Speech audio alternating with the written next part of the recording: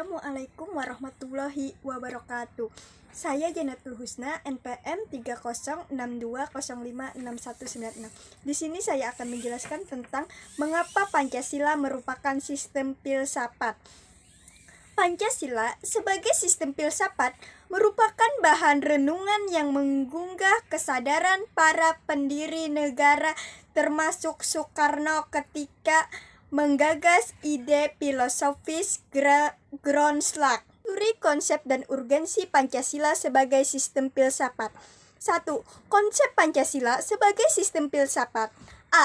Apa yang dimaksudkan dengan sistem filsafat? Apakah Anda sering mendengar kata filsafat diucapkan? Apakah Anda mengerti dan paham apa yang dimaksudkan dengan filsafat itu? Filsafat adalah sekumpulan sikap dan kepercayaan terhadap kehidupan dan alam yang biasanya diterima secara tidak kritis. Dimaksudkan dalam arti informal. Dalam arti formal, filsafat adalah suatu proses kritik atau pemikiran terhadap kepercayaan dan sikap yang dijunjung tinggi. B. Urgensi Pancasila sebagai sistem filsafat. Mengapa manusia memerlukan filsafat? Manusia telah memperoleh kekuatan baru yang besar dalam sains dan teknologi, telah mengembangkan bermacam-macam teknik untuk memperoleh kesejahteraan, ketentraman, security, dan kenikmatan komfort. Alasan diperlukannya kajian Pancasila sebagai sistem filsafat. 1. Filsafat Pancasila sebagai genetipus objektivus dan genetipus subjektivus.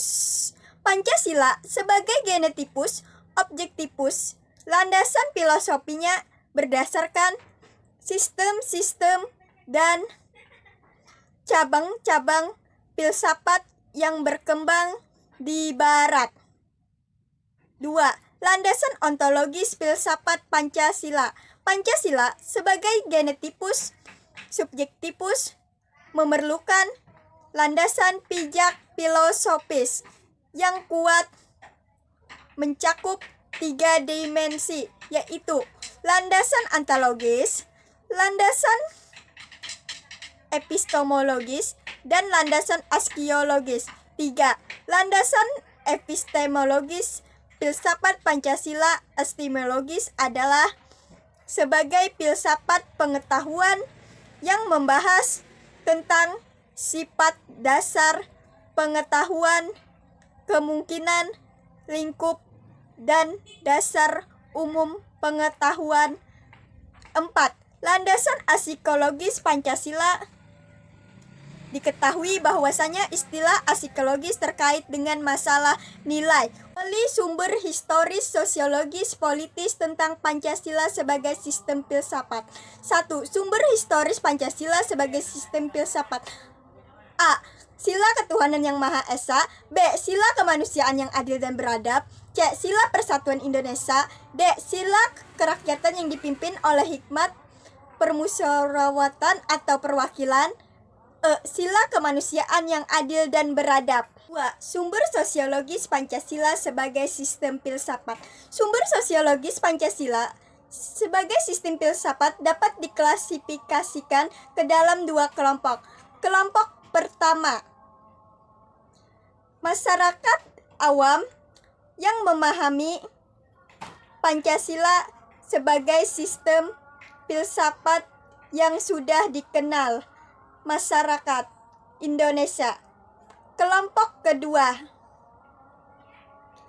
masyarakat ilmiah akademis yang memahami Pancasila sebagai filsafat dengan teori-teori yang bersifat akademis. 3. Sumber politis Pancasila sebagai sistem filsafat. terbagi dua kelompok. Kelompok pertama meliputi wacana politis tentang Pancasila sebagai sistem filsafat pada sidang BPUPKI, sidang PPKI, dan kuliah umum Soekarno antara tahun 1958 dan 1959 tentang pembahasan sila-sila Pancasila secara filosofis kelompok. Kedua, mencakup berbagai argumen politis tentang Pancasila sebagai sistem filsafat yang disuarakan kembali di era reformasi dalam pidato politik Habibie pada tanggal 1 Juni 2011. Argumen tentang dinamika dan tantangan Pancasila sebagai sistem filsafat.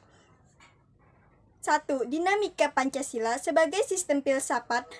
Pada era filsafat, Pancasila tidak hanya bertuju mencari kebenaran dan kebijaksanaan, tetapi juga digunakan sebagai pedoman hidup sehari-hari.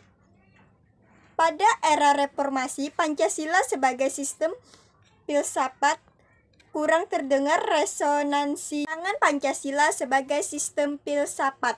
Tantangan Pancasila sebagai sistem filsafat muncul dalam bentuk-bentuk sebagai berikut. Pertama, kapitalisme, yaitu aliran yang meyakini bahwa kebebasan individual memiliki modal untuk mengembangkan usahanya dalam rangka meraih keuntungan sebesar-besarnya. Kedua, komunisme adalah sebuah paham yang muncul sebagai reaksi atas perkembangan kapitalisme sebagai produk masyarakat liberal. Sikan esensi dan urgensi Pancasila sebagai sistem filsafat. 1. Esensi hakikat Pancasila sebagai sistem filsafat. Hakikat esensi Pancasila sebagai sistem filsafat terletak pada hal-hal sebagai berikut. Pertama, sila ketuhanan terletak pada keyakinan bangsa Indonesia. Kedua, hakikat sila kemanusiaan adalah manusia monopolaris yang terdiri atas 3 modualis, yaitu susunan kodrat atau jiwa raga. 2. Sifat kodrat atau makhluk individu sosial. Kedudukan kodrat makhluk pribadi yang otonom dan makhluk Tuhan. Globalisasi. Keempat, Pancasila sebagai sistem filsafat dapat menjadi way of life sekaligus way of thinking bangsa Indonesia untuk menjaga keseimbangan dan konsistensi antara tindakan dan pemikiran. Pentingnya Pancasila sebagai sistem filsafat ialah agar dapat diberikan pertanggungjawaban rasional dan mendasar mengenai sila-sila dalam Pancasila sebagai prinsip politik berbangsa dan bernegara. Sekian penjelasan dari saya. Apabila ada kesalahan kurangan mohon dimaafkan. Wassalamualaikum warahmatullahi wabarakatuh.